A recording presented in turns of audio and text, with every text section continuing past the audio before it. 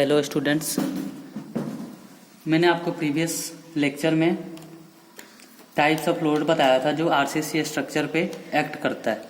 ठीक है, और नेक्स्ट टॉपिक है हमारा मेथड ऑफ आरसीसी डिज़ाइन, कि जो हम स्ट्रक्चर डिज़ाइन करते हैं उसके लिए हम कौन सा मेथड फॉलो करते हैं। ठीक है, सबसे पहला हमारे पास क्वेश्चन आता है कि हमें आरसीसी डिज़ाइन क्यों इम्पोर्टेंट है। जो ये हमारा डिज़ाइन है वो इम्पोर्टेंट क्यों है। कभी आपके एग्जाम्स में क्वेश्चन भी आ जाते हैं, why RCC design is required, या फिर why design process is required in RCC. ठीक है, तो इसके कुछ टॉपिक हैं, जैसे to decide the size of member in structure. जैसे हम कोई स्ट्रक्चर बना रहे हैं उसमें मेंबर का साइज कितना होना चाहिए। ठीक है, उसकी थिकनेस, उसके विड्थ, उसकी हाइट क्या होनी चाहिए, उसके लिए हम मेथड यूज करते हैं जो डिज़ाइन प्रोसेस होता है। सेकंड आता है हमारा to check the performance of selection during design. जो हमारा डिज़ाइन हम बनाने जा रहे हैं, जो हम डिज़ाइन स्ट्रक्चर बना रहे हैं, उसका परफॉर्मेंस, प्री परफॉर्मेंस चेक करते हैं उसका, कि जब हम इसको ग्राउंड पे या स्ट्रक्चर को बनाते हैं तो उसका परफॉर्मेंस कैसा होगा after the action of load. जब हम लोड उस पर एक्ट करेगा तो उसका परफॉर्मेंस कैसा होगा। ठीक है, नेक्स्ट आता है हमारा third point, to ensure the durability and should be economical. उसके पहले हम डिज़ाइन से इंश्योर करते हैं कि वो स्ट्रक्चर ड्यूरेबल होगा या नहीं होगा। सेकंड, वो इकोनॉमिकल स्ट्रक्चर होना चाहिए। इकोनॉमिकल हमें कैसा पता चलेगा कि मीन्स वो स्ट्रक्चर जो है वो हमारे बजट में है। ठीक है, जो सबसे मोस्ट इंपॉर्टेंट फैक्टर होता है हमारा बजट। नेक्स्ट आता है जो वेरियस मेथड्स हैं जो आरसीसी डिज़ाइन के लिए मेथड यूज होते हैं। पहला है हमारा वर्किंग स्ट्रेस मेथड। ठीक है, जिसको हम शॉर्ट में लिखते हैं, शॉर्ट में क्या लिखते हैं इसको, WSM। ठीक है, नेक्स्ट है हमारा लोड फैक्टर और अल्टीमेट लोड मेथड। इसको हम शॉर्ट में क्या लिखते हैं, अल्टीमेट लोड मेथड। ठीक है, ULM। नेक्स्ट है हमारा limit state method. Okay, limit state method को हम क्या लिखते हैं, LSM। ठीक है, हमारे पास तीन मेथड हैं, WSM, ULM और LSM। हम इसको आगे अब एक एक को डिफाइन करते हैं। वर्किंग स्ट्रेस मेथड क्या है, load factor and ultimate load method क्या है, और लिमिट स्टेट मेथड, जो तीसरा है हमारा लिमिट स्टेट मेथड क्या चीज़ है। सो स्टूडेंट्स, जो हम फर्स्ट डिस्कस करेंगे वो है वर्किंग स्ट्रेस मेथड। इसका डिफिनेशन देखेंगे अभी। It is an oldest method of design of building and civil structure. ये जो हमारा पुराना मेथड है, जो एनिशियंट बिल्डिंग्स है, वो सारी किस पे डिपेंड है, किस डिज़ाइन मेथड पे, वर्किंग स्ट्रेस मेथड पे। ओके, वर्किंग स्ट्रेस मेथड को हम इलास्टिक मेथड और मॉड्यूलर रेशियो मेथड भी बोलते हैं। ठीक है, इसको क्या कहते हैं, it is also known as elastic method और मॉड्यूलर रेशियो मेथड। इसको दो मेथड से और जानते हैं। ठीक है, अगर आप कोई एग्जाम देते हो उसके अंदर ये आता है कभी कभी कि RCC method, working stress method is also known as elastic method और मॉड्यूलर मेथड। ठीक है, फिल इन द ब्लैंक्स में आ जाता है। नेक्स्ट आता है इन WSM। जहां WSM आता है वहां आप वर्किंग स्ट्रेस मेथड समझना। ठीक है, working stress method, we assume that both steel and concrete are elastic and obey Hooke's law. आपने ये कहता है कि WSM मेथड जो है वो स्टील एंड कंक्रीट को इलास्टिक मानता है। ठीक है, इलास्टिक प्रॉपर्टीज वाला मटेरियल मानता है। इलास्टिक मटेरियल का आपने भी पढ़ा होगा। इलास्टिसिटी क्या होता है कि मीन्स किसी भी स्ट्रक्चर पे हमने कोई लोड लगाया।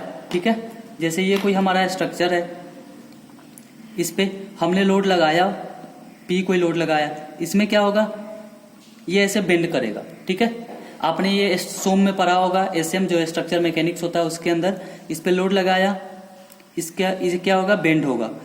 अगर हम लोड को रिमूव करते हैं, after removal of load they become in their original shape.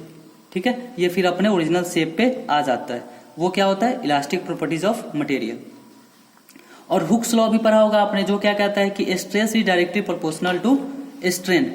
ठीक है। Stress is directly proportional to strain, उसको हम मैथमेटिकली कैसे रिप्रेजेंट करते हैं, sigma is directly proportional to E for strain. और ये कहां तक वैलिड होता है, up to point of collapse. आपने देखा होगा जो आपने स्ट्रेस स्ट्रेन डायग्राम पढ़ा होगा, उसमें क्या होता है, कुछ पॉइंट तक ये जाके क्या होता है, डायरेक्टली प्रोपोर्शनल होता है। जितना स्ट्रेस इंक्रीज करेगा उतना ही स्ट्रेन इंक्रीज करेगा, ठीक है। उसके बाद कुछ पॉइंट के बाद जाके ये ब्रेकिंग पॉइंट आ जाता है, ठीक है। यहां ब्रेकिंग पॉइंट आ जाता है यानी कोलैप्स पॉइंट, ठीक है। तो up to point of collapse, ये जो पॉइंट आता है इस पॉइंट के पहले तक ये हम ये एज्यूम करते हैं कि जो स्ट्रेस है वो डायरेक्टली प्रोपोर्शनल टू स्ट्रेन है, ठीक है। और कुछ मोस्ट इंपॉर्टेंट एजम्पशंस है जैसे, and most important assumption is permissible stress are not exceed anywhere in the structure. और ये हम एज्यूम करते हैं कि जो हमने जिस लोड पे उसको डिजाइन किया है स्ट्रक्चर को, वो किसी भी सिचुएशन में या कभी भी या किसी भी आने वाले टाइम में वो लोड इंक्रीज नहीं करेगा, ठीक है, वो स्ट्रेस इंक्रीज नहीं करेगा। बट एज पर IS 456 जो हमारा IS कोड है वो क्या कहता है कि जो हम WSM मेथड यूज करते हैं, कब करते हैं, जब दूसरा मेथड पॉसिबल नहीं हो, मींस कि ज्यादा हम WSM को अब प्रेफर नहीं करते हैं, ठीक है। अब कुछ एडवांटेज है WSM का, advantage of WSM, yes, advantage of WSM में कौन कौन सा आएगा, एक सिंपल ऑन कंसेप्ट, इसका कंसेप्ट जो है एकदम सिंपल है, मींस जितना लोड स्ट्रक्चर पे आ रहा है, ठीक है, जितना लोड भी स्ट्रक्चर पे आया उसका हम क्या करते हैं, उसका डायरेक्ट उसी लोड के अकॉर्डिंग पूरा का पूरा डिजाइन कैलकुलेट कर देते हैं, ठीक है, उसमें कोई हम एक्स्ट्रा लोड इंक्लूड नहीं करते हैं, ठीक है। नेक्स्ट आता है हमारा नॉलेज ऑफ WSM इंपॉर्टेंट। जो एडवांटेज है इसका ये है कि हम WSM का अगर हमारे पास नॉलेज है फिर हम आगे कोई फर्दर प्रोसेस या डिजाइन कर सकते हैं, क्योंकि जो कंसेप्ट हमें क्लियर होता है वो कहाँ से होता है, WSM मेथड से होता है। हम पूरे टर्म्स को जान पाते हैं, कहाँ से जानते हैं, ये WSM मेथड से इसका टर्म्स को जानते हैं। अब हम इसका डिसएडवांटेज देखेंगे, कुछ डिसएडवांटेज है इसका, ठीक है।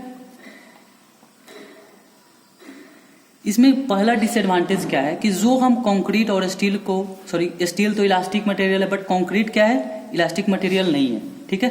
तो इसमें ये लिखा है कि we assume that concrete is elastic but not true. Concrete elastic है, कंक्रीट इलास्टिक नहीं होता है, ठीक है। कंक्रीट पे अगर आप लोड डालो, ठीक है, तो वो इलास्टिक मटेरियल बहुत माइनर सा इलास्टिक है, बहुत माइनर सा इलास्टिसिटी उसके अंदर होता है, एकदम निग्लिजिबल इलास्टिसिटी होता है, ठीक है। इसलिए हम इसको ट्रू नहीं मानते हैं कि जो हम इस डिजाइन में जो हमने मान के चला है कि WSM है ये स्ट्रक्चर, WSM के अंदर जो कंक्रीट स्ट्रक्चर है, only concrete not steel, only concrete, हम क्या मान के चलते हैं कि जो कंक्रीट है हमारा वो इलास्टिक नहीं है, यानी इसके अंदर इलास्टिसिटी नहीं है, ठीक है। नेक्स्ट आता है it is uses FOC factor of safety. FOS का मतलब है फैक्टर ऑफ सेफ्टी, ठीक है। FOS for stress only which does not give the true margin of safety because does not have failure load. Next क्या आता है, हमने आपको पहले बताया कि जो WSM मेथड है वो वर्किंग लोड पे काम करता है, ठीक है। ये जो पूरा का डिजाइन प्रोसीजर है वो वर्किंग लोड पे, डिजाइन पे डिपेंड्स करता है। वर्किंग जो इसका लोड है, जितना हमने लोड कैलकुलेट किया, ठीक है, उसके ऊपर डिपेंड है। जैसे किसी भी स्ट्रक्चर पे अगर 10 किलो न्यूटन का लोड आने वाला है तो हम क्या एज्यूम करके चलते हैं कि वो 10 किलो न्यूटन का ही लोड उसके ऊपर आ रहा है, ठीक है। हम 10 किलो न्यूटन पे ही डिजाइन करते हैं, हम ये एज्यूम कर लेते हैं। इसमें पहले ही हमने एजम्पशन बता दिया था आपको कि हम इसके अंदर ये एज्यूम कर लेते हैं कि जो आने वाला फ्यूचर है, जो आने वाला टाइम है, इसके पूरे लाइफ स्पैन में कभी भी इसका परमिसिबल स्ट्रेस इससे इंक्रीज नहीं करेगा। तो क्या हुआ आगे, ये 10 किलो न्यूटन फॉर एग्जाम्पल हमने मान लिया, तो हम क्या मानते हैं कि ड्यूरिंग लाइफ स्पैन ये 0 से 100 ईयर अगर ये चला तो ये हमेशा इस स्ट्रक्चर पे, फॉर एग्जाम्पल ये बीम है एक, इस बीम पे कितना हमने लोड माना कि वो हमेशा 10 किलो न्यूटन का ही लोड उसके ऊपर आएगा वो लाइफ स्पैन में। और उसमें जो FOS है वो किसके लिए होता है, सिर्फ स्ट्रेस के लिए हम करते हैं, जो भी स्ट्रेस जनरेट होता है उसके अंदर, ठीक है, उसका जो फोर्स है, उसका जो मोमेंट है, वो हम क्या करते हैं, सिर्फ वर्किंग लोड पे ही कैलकुलेट कर देते हैं। नेक्स्ट है हमारा जो ये मेथड है, ये अनइकोनॉमिकल सेक्शंस देता है, ठीक है, क्योंकि हमें प्रॉपर इसका मेथड पता ही नहीं है, प्रॉपर लोड ही नहीं पता, तो हम क्या फैक्टर ऑफ सेफ्टी जो इसके अंदर लेते हैं वो बहुत ज्यादा होता है, ठीक है। उससे क्या होता है, इसमें जो इकोनॉमिकली है, यानी कि इसका जो ये स्ट्रक्चर चीप होना चाहिए था, बट ये बहुत ज्यादा इंक्रीज हो जाता है,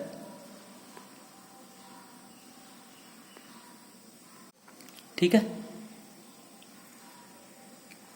तो अगर हम FOS देखें तो FOS जो स्ट्रेस के इंक्लूडिंग में का 3 फॉर कॉन्क्रीट, ठीक है, और हम 1.5 लेते हैं किसके लिए, स्टील के लिए, ठीक है। इसके अंदर जब हम फैक्टर ऑफ सेफ्टी इंक्लूड करके मार्जिन को इंक्लूड करेंगे तो क्या होता है, जो हमारा सेक्शन है वो सेक्शन कैसा हो जाएगा, जो हम factor of safety for concrete लेंगे वो 3 होगा, और factor of safety for steel लेंगे वो क्या होगा, factor of safety for concrete लेंगे वो क्या चीज होगा 3, factor of safety for steel 1.5। Next आता है लोड फैक्टर मेथड और अल्टीमेट मेथड। अल्टीमेट मेथड में क्या होता है, ये क्या वर्किंग स्ट्रेस मेथड का मॉडिफाइड फॉर्म है। इसके अंदर क्या हो जाता है, जो हम लोड कैलकुलेट करते हैं वो लोड किसके अकॉर्डिंग कैलकुलेट कर देते हैं, लोड में जो कैलकुलेट करते हैं वो हमारा लोड हो जाता है वर्किंग स्ट्रेस मेथड में लोड फैक्टर से मल्टीप्लाई कर देते हैं। जो लोड फैक्टर है वो जब मल्टीप्लाई करते हैं उस चीज से, उसके अंदर क्या हो जाता है, फिर जो लोड फैक्टर हमने मल्टीप्लाई कर दिया तो वो अल्टीमेट लोड आ जाता है। किसी में भी अगर फैक्टर ऑफ सेफ्टी से मल्टीप्लाई करते हो या फिर लोड फैक्टर से आप मल्टीप्लाई कर दो, वो क्या चीज होता है, अल्टीमेट लोड हो जाता है। मीन्स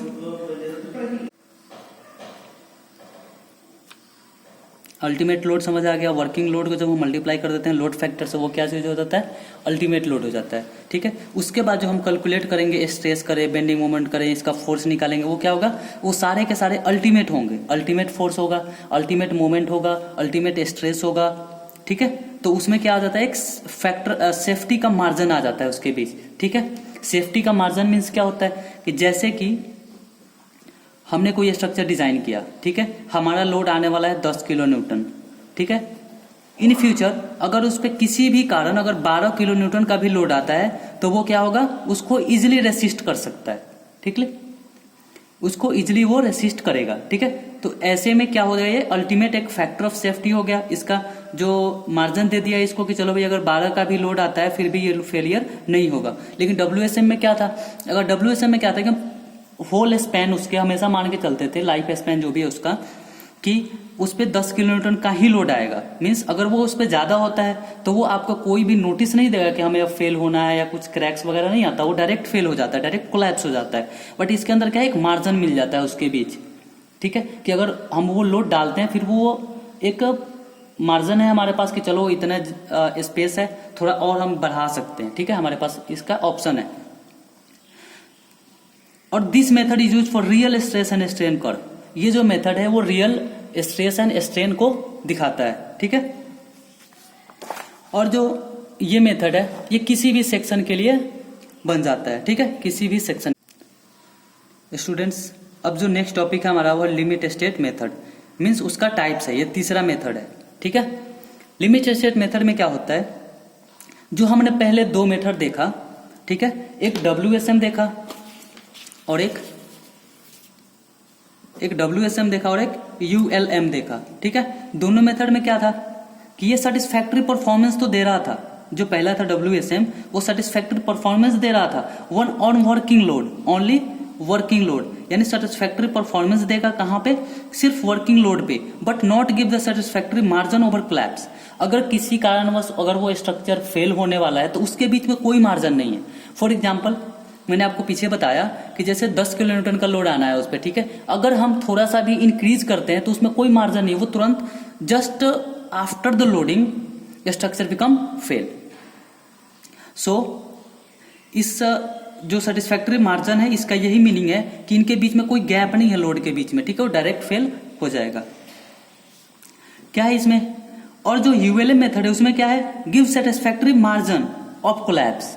जैसे जब हम अल्टीमेट लोड फाइंड आउट कर लिए उसका, तो वो क्या हो गया, एक जो अल्टीमेट लोड दे देता है, हमें फैक्टर दे दिया एक अल्टीमेट लोड फैक्टर, जो कि हमें पहले पता चल जाएगा कि हमें 10 किलोमीटर का स्ट्रक्चर है, ठीक है, डिजाइन किया हुआ है, तो हम 12 किलोमीटर तक का लोड देते हैं, तो ये हमें नोटिस करेगा ये कि चलो कोई क्रैक्स आने लगेंगे स्ट्रक्चर में, या जैसे भी वो एक हमारे पास ऑप्शन सा हो जाता है कि हम अगर 10 किलोमीटर लोड पे आ रहे हैं तो इन फ्यूचर अगर उस पर 2 किलोमीटर लोड का इंक्रीज भी होता है तो वो फेल नहीं होगा। बट यूएलएम में एक मिस्टेक्स फिर से हो गई। वो मिस्टेक्स क्या है कि वो कोलैप्स में तो ठीक हो गई, बट उसका सर्विस, जो पूरे फ्यूचर में लाइफ स्पैन में जो सर्विस है, क्या उसको वो पूरा का पूरा एक्सेप्ट कर सकता है? जो सर्विस है हमारा, कि आज हम कोई छोटा एक रेसिडेंशियल बिल्डिंग बना दिया, ठीक है, हमने कल हो सकता है उसमें कुछ मॉडिफाई करके, ठीक है, उसको हम कोई और बनाना चाहते हैं, जैसे कि शेड के लिए यूज कर सकते हैं कुछ भी, तो क्या वो सर्विस और ड्यूरेबिलिटी उसका मेंटेन रहेगा प्रॉपर? तो इसके लिए हमने क्या किया, जो सर्विस और ड्यूरेबिलिटी के लिए क्या किया, उसको ये सर्विस और ड्यूरेबिलिटी का इसको हमने मॉडिफाई किया। सर्विस और ड्यूरेबिलिटी को मेंटेन करने के लिए हमने उसके अंदर मॉडिफाई किया। जो मॉडिफाई हुआ वो क्या हुआ, वो लिमिट स्टेट मेथड में चेंज हो गया। वही मेथड क्या हो गया, LSM। जो हमने इन कुछ चेंजेस किया उसके अंदर वही मेथड हो गया LSM। In case of limit state design value is from working load. इसके अंदर हम क्या करते हैं, जो वर्किंग लोड है हमारा उसको पार्शियल सेफ्टी ऑफ फैक्टर से मल्टीप्लाई करते हैं। पार्शियल सेफ्टी ऑफ फैक्टर और सेफ्टी ऑफ फैक्टर में क्या हुआ, पार्शियल मीन्स कि जो भी स्ट्रक्चर का जो प्रोसेस है उसका, जैसे सर्विस के लिए अलग फैक्टर है हमारे पास, स्ट्रक्चर के लिए अलग फैक्टर है, लोड मोमेंट के लिए है, ठीक है, वैसे भी ड्यूरेबिलिटी के लिए जो स्ट्रक्चर है उसमें क्या आया कि जैसे हमने अब हम ये देखें कि चलो सर्विस इसका भी ठीक करना है और ड्यूरेबिलिटी भी ठीक करना है, जैसे सर्विस भी अच्छा दे और ये लॉन्ग टाइम हो, लॉन्ग टर्म हो, इसका लॉन्ग लाइफ हो इसका, तो उसके लिए क्या किया हमने, उसके लिए भी हमने अलग अलग सा मेथड और अलग अलग सा इसका पार्शियल सेफ्टी ऑफ फैक्टर बनाया, ठीक है। So there are different types of LSM। हमारे पास डिफरेंट टाइप के मेथड आ गए। कौन कौन सा मेथड आ गया, एक लिमिट स्टेट ऑफ कोलैप्स और लिमिट स्टेट ऑफ सर्विसेबिलिटी। हमने इसको 2 पार्ट में डिजाइन करना स्टार्ट कर दिया, ठीक है। पहला limit state of collapse, limit state of serviceability. Limit state of collapse में कौन कौन सा आ गया, शियर फेलियर आ गया, बेंडिंग फेलियर आ गया, ठीक है। और जो सर्विसेबिलिटी में क्या गया, ड्यूरेबिलिटी और इसका लाइफ स्पैन वो कितना है, ठीक है। Okay, thank you. अगर इसके रिलेटेड कोई भी क्वेरी, कोई भी क्वेश्चंस आपके माइंड में हो तो आप हमें कांटेक्ट कर सकते हैं। Okay, thank you.